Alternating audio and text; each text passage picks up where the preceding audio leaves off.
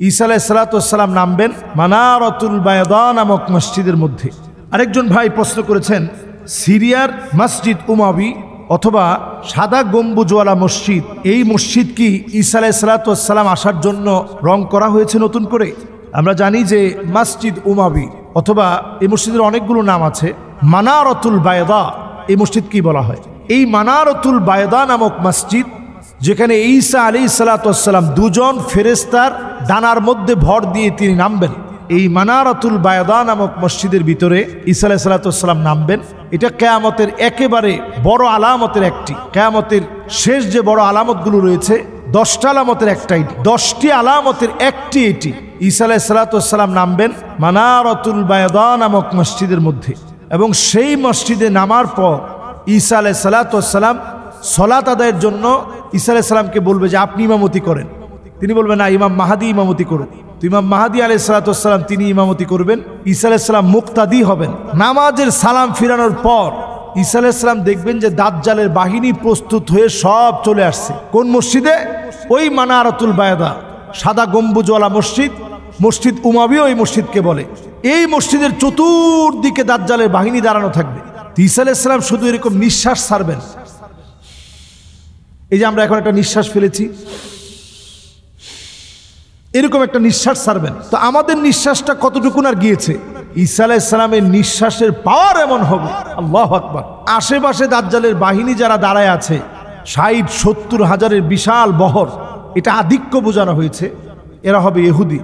সেই পুরো বাহিনী মাটির মধ্যে একেবারে মিশে যাবে, লবণ পানির মধ্যে দিলে যেভাবে লবণ মিশে যায় এইভাবে তারা জমিনের মধ্যে মিশে যাবে। সুবহানাল্লাহ বিহামদি।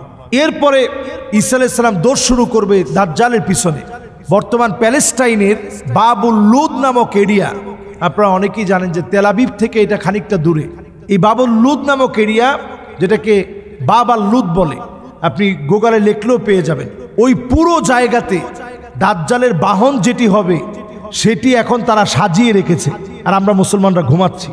আপনি আজকে গুগলে লেখেন দাজ্জালের বাহন, নবী সাল্লাল্লাহু আলাইহি সাল্লাম সেই সময় বলে গেছেন বিরাট লম্বা লম্বা কানওয়ালা। আমাদের সমাজের ভিতরে আমরা যেই গাধাগুলোকে দেখি, এই কানওয়ালা বিরাট লম্বা লম্বা কানওয়ালা বাহন হবে। তো চিন্তা করেন, বিরাট লম্বা কানওয়ালা বাহন, তারা ঠিক রাসূল যেভাবে বলছেন হাদিসের ভিতরে এইভাবেই তারা কিন্তু বাহন তৈরি করছে। বিরাট পাখনাওয়ালা, দেখলে কানের মতো মনে হয়। এই বাহন তারা বাবুল লুদে রেখে দিয়েছে। অস্ত্র শস্ত্রের একটা গুদামগার বানিয়েছে বাবুল লুদকে, কারণ তারা জানে নবীজি যা বলছেন এটা কোনো মিস হতে পারে না। রাসূল বলেছেন একটা পাথর পর্যন্ত বলবে ওয়ারাই ইহুদি, আমার পিছনে সে দাঁড়ায় আছে, এখনই তাকে হত্যা করে ফেলো। একটা গাছ শুধু বলবে না, সেই গাছের নাম হবে গারকাত। পুরো ইসরায়েলে আপনি দেখবেন বিলিয়ন বিলিয়ন মার্কিন ডলার খরচ করে তারা গরকত গাছ লাগিয়েছে, কারণ তারা বিশ্বাস করে নবীজির এই কথা সত্য হবে। পাথর পর্যন্ত সাক্ষী দিবে আমার পেছনে ইহুদি আছে, তাকে হত্যা করে ফেলো। এজন্য তারা নিজেদেরকে বাঁচানোর জন্যে তারা সব সময় সতর্ক থাকে, নিজেদেরকে বাঁচানোর জন্যে তারা সার্বক্ষণিক সতর্ক থাকে। কিন্তু এই সতর্কতা দিয়ে কোনো কাজে আসবে না। সময় যখন আসবে, গাছ না বললে কি হবে, নিচের যে বালুকণা আছে এরা বলে দিবে আমাদের এখানে তারা লুকায় আছে, তাদের গর্দান উড়ায় দাও। এই সময়টা আসবে। তো ঈসা আলাইহিস সালাতু ওয়াস সালাম ওই সাদা গম্বুজওয়ালা মসজিদ থেকে বাবুল লুদ পর্যন্ত লম্বা জায়গা সফর করবে। দাজ্জাল তখন মনে করবে এখনই ঈসা আলাইহিস সালামকে হত্যা করা লাগবে, কিন্তু ঠিকই ঈসা আলাইহিস সালাতু ওয়াস সালামকে সে কিছু করতে পারবে না, বরং ঈসা আলাইহিস সালাতু ওয়াস সালামের হাতে দাজ্জাল নিহত হবে, দাজ্জালের অধ্যায় শেষ হয়ে যাবে। এগুলো সব কিয়ামতের একেবারে শেষ আলামতের কথা। আল্লাহ তাআলা আমাদেরকে এই ভয়াবহতা থেকে আল্লাহ তাআলা হেফাজত করুক। আমাদের